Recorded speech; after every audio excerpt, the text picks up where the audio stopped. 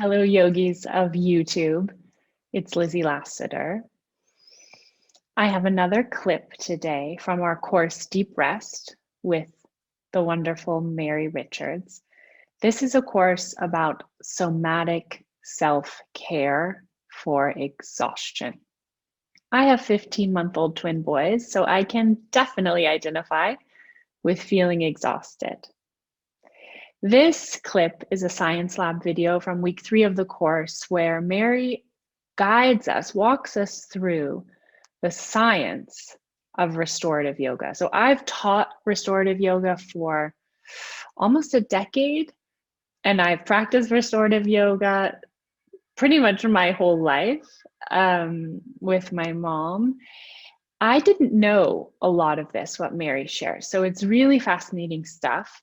We have a clip of the first few minutes of this video. This is actual content from the course. The best place to find the course is at lassiter.yoga, www.lassiter.yoga. And really, what I'd love for you to do is sign up for our newsletter, where we send information about new projects and courses and free events, everything that we're doing. So you can find that at experientialanatomy.yoga. Enjoy. Hello, Penelope Richards. Hello, Ambassador. Hello, Mary Richards. Welcome to week 3. We have a cameo from our beloved Penelope the cat, who many of you will remember from our today's anatomy question videos on YouTube.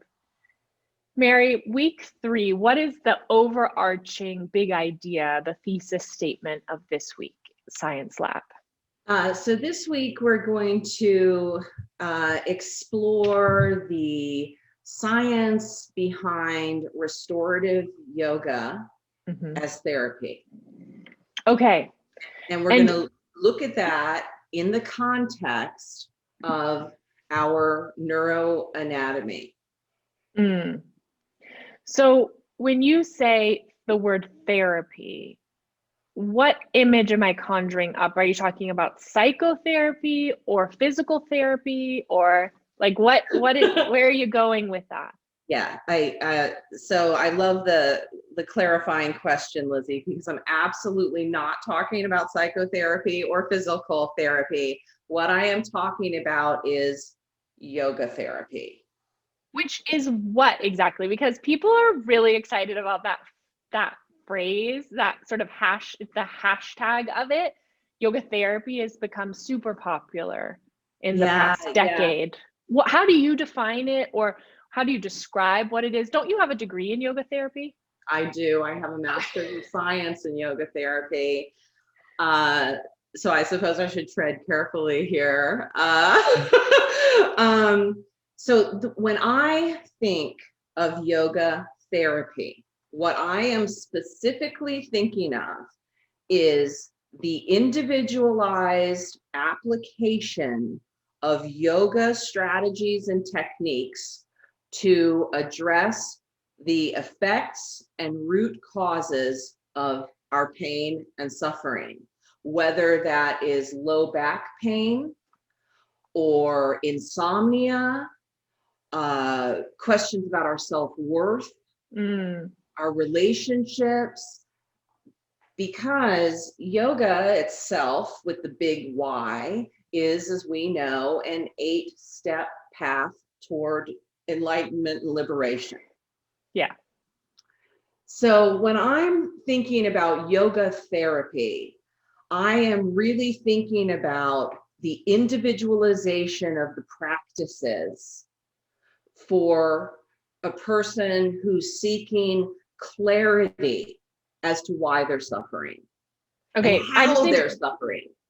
This is so good. I've never received such a clear definition. I really like that. So it's essentially sounds like a one-on-one interaction between a sufferer and a skilled long-time yoga practitioner who is going to recommend from the panoply of yoga practices what might work for the sufferer on that day. Is that what you're describing? Exactly.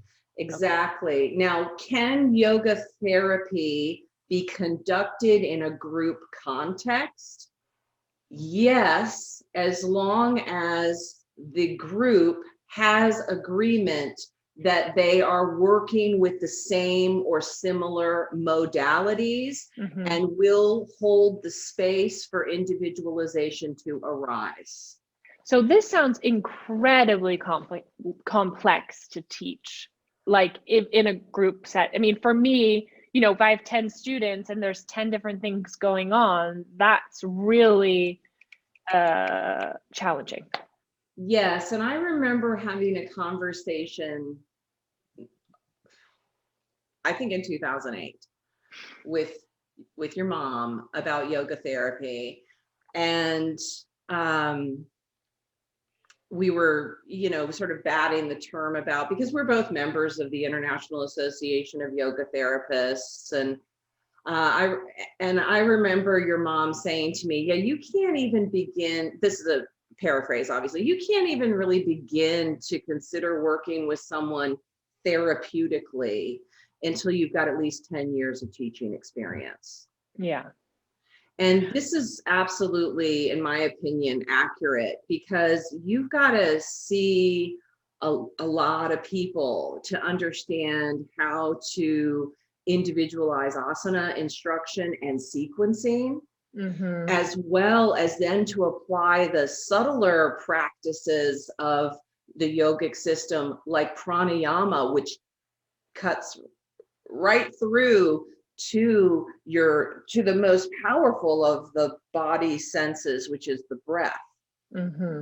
And then you're going to move into, and that's, so, in the yogic system, we sometimes will use what's called a panchamaya or panchakosha model that describes this 5 layers of our beingness.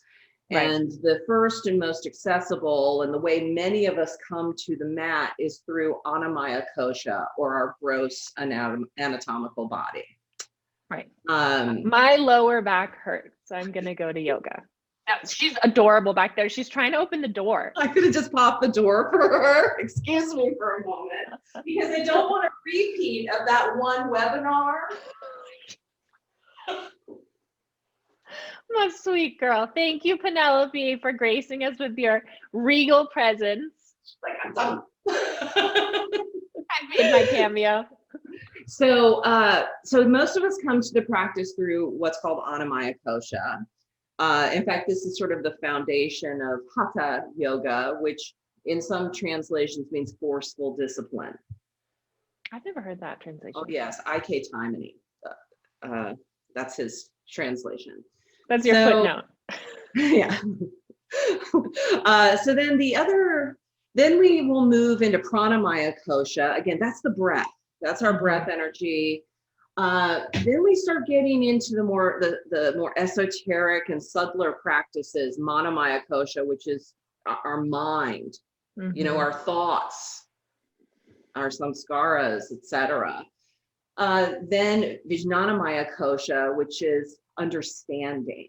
It's an integrative level. And then our deepest level is Anandamaya Kosha, which is this little mustard seed of divine light that resides in the basement of the heart, in a nutshell. So in order to move through these layers, we really want to have a lot of experience working with people, and we want to make sure that we're not moving too quickly. Yeah. And the other thing is, we want to make sure we're staying in a yogic context. What does that mean? So this is why I want to be really clear that what we're talking about in this course, deep rest, which is a somatic approach to addressing the effects and root causes of exhaustion. We are not doing talk therapy. We are not doing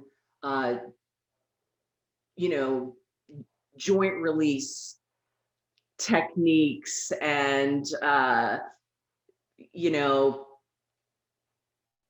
myofascial release. We're not doing these things. What we're doing is we're taking the the tools of yoga, and we're offering them as a low barrier, accessible strategy for taking care of yourself.